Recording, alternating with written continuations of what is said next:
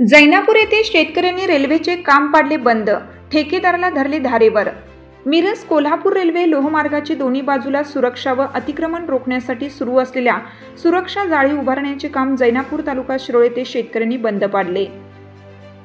यावेळी ठेकेदाराला धारेवर धरण्यात आलं, तर शेतकऱ्यांच्या जमिनीची मोजणी व रेल्वेच्या हद्दी निश्चित केल्याशिवाय काम सुरू केल्यास रेल रोको आंदोलन करणार असल्याचा इशारा यावेळी स्वाभिमानीचे कार्यकर्ते विक्रम पाटील यांनी दिला।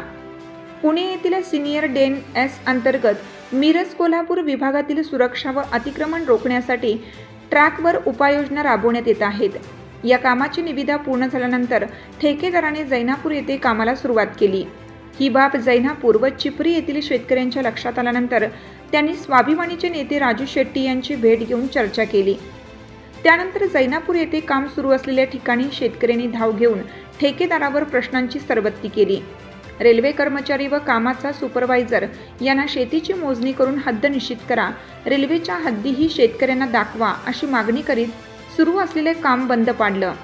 यावेळी अमोल संगपाळ, वर्धमान मगदूम, बाहुबली चौले, सुरेश शहापुरे, गोपाळ सिंग राजपूत, प्रकाश पाटील, तेजपाल पाटील, रवींद्र मगदूम, विठ्ठल जगदाळे, धैर्यशील दळवी, दीपक पाटील, चेतन पाटील, अनिल पाटील, सम्राट दळवी यांच्यासह शेतकरी उपस्थित होते।